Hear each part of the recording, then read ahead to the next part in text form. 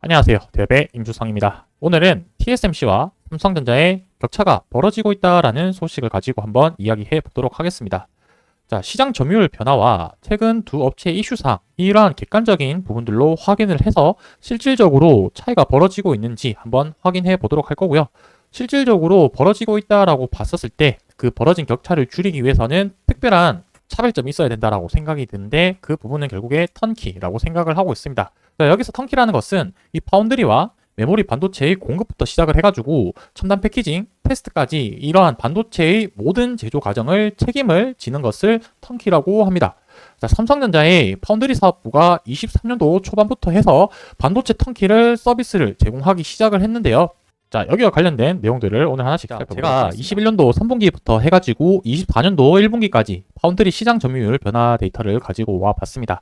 자, 결론적으로만 말씀드리면 21년도 3분기 때 TSMC의 매출 비중은 시장 점유율 같은 경우는 57%에서 24년도에는 62%로 증가하게 되었습니다. 57%에서 62%, 거의 한 5%포인트로 시장 점유율을 상승했다라고 보시면 될 것 같고, 반대적으로 삼성전자 같은 경우는 15%에서 13% 줄어들어서 약 2%포인트가 줄어드는 그런 시장 점유율을 보여왔습니다. 자, 초창기 때 21년도부터 해서 22년, 23년도 정도까지는 PC나 스마트폰, 그리고 가전제품의 이러한 반도체 사용량이 수요가 많이 줄게 되면서 시장 자체가 많이 무너졌는데, 그 이후에 TSMC는 시장 점유율이 올라갔는데 가장 핵심 차이라고 한다면은 결국에 이 AI 쪽과 관련된 사업 부분이 차이가 많이 발생이 되었다라고 말씀드릴 수가 있겠습니다. 자, TSMC 같은 경우는 삼성전자와 다르게 엔비디아 쪽으로 해서 이 AI 칩을 패키징을 담당을 하게 되면서 여기서 매출이 많이 발생이 되었고, 거기에 따른 시장 점유율이 변화가 차이가 발생되었다라고 볼 수 있겠습니다. 최근 두 업체 간의 이슈 사항들을 한번 살펴보도록 하겠습니다. 자, 여기서 우리가 봐야 될 핵심 키워드는 두 가지라고 생각이 드는데요. 첫 번째는 공정 기술력, 두 번째는 파운드리라고 생각이 듭니다. 첫 번째인 공정 기술력 관련된 이슈상 한번 살펴보면은 삼성전자의 엑시노스 2500과 관련된 부분이다라고 보시면 될 것 같습니다. 갤럭시 S25에 들어가는 AP 칩이라고 보시면 될 것 같고요. 자, 우리가 여기서 눈여겨봐야 되는 AP 칩 두 가지를 살펴봐야 될 텐데, 삼성전자의 엑시노스가 있고요. 퀄컴의 스냅드래곤 제품이 이렇게 두 가지가 경쟁 제품이다라고 보시면 될 텐데, 엑시노스 같은 경우는 삼성 파운드리에서 이제 생산을 한다라고 보시면 될 것 같고, 스냅드래곤 같은 경우는 TSMC의 공정에서 생산한다라고 보시면 될 것 같습니다.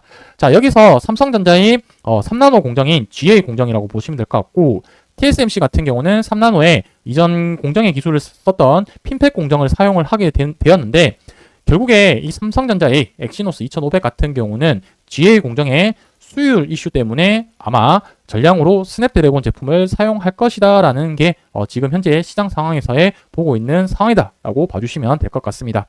자, 그리고 두 번째 파운드리 관련해서는 삼성전자가 최근에 이제 미국 텍사스 주에 테일러 쪽에 공장을 짓고 있었는데, 여기에 파견되었던 직원들이 다시 되돌아오고 있다라는 소식을 나타내고 있고, 인력 철수라는 내용까지 나오고 있는 상황입니다. 그와 반대로 TSMC 같은 경우는 미국 애리조나의 첫 번째 파운드리 공장에서 4나노 미세 공정을 애플에 납품할 모바일 칩을 생산한 것으로 알려져 있고요.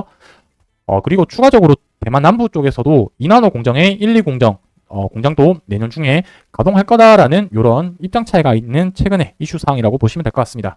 자, 그래서 실질적으로 매출에 대한 시장 점유율이라든지 최근에 시장 업황 분위기라든지 쪽으로 봤을 때는 삼성전자가 TSMC에 많이 밀리고 있는 부분들은 사실입니다.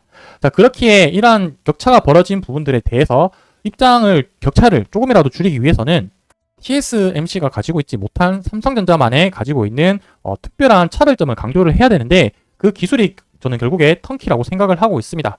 자, 이 턴키를 선행하기 위해서는 결국 필요한 부분은 무엇이냐면 생산 부분이 될 텐데, 즉 파운드리 기술이 잘 갖춰져야 된다라고 볼 수 있을 것 같습니다.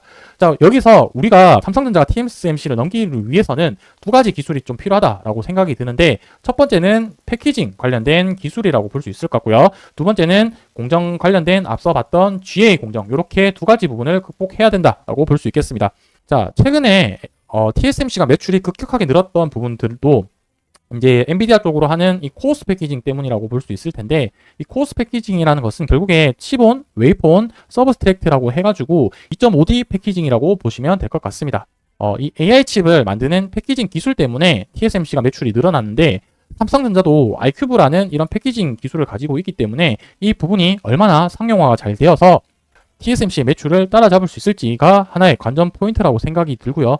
25년도 때 GA 공정 관련해서 2나노 양산 계획이 있습니다. 25년도에. 자, 그래서 이때가 아마 삼성전자가 TSMC를 넘을 수 있는 한 번의 계기가 되지 않을까라고 생각이 들고 있는데 현재로서는 3나노 공정 수율 자체가 나오지 못하고 있는 상황이니까 여러 우려 사항들이 많이 나오고 있는 상황에도 불구하고 결국 극복해야 될 단계라고 생각을 하고 있습니다.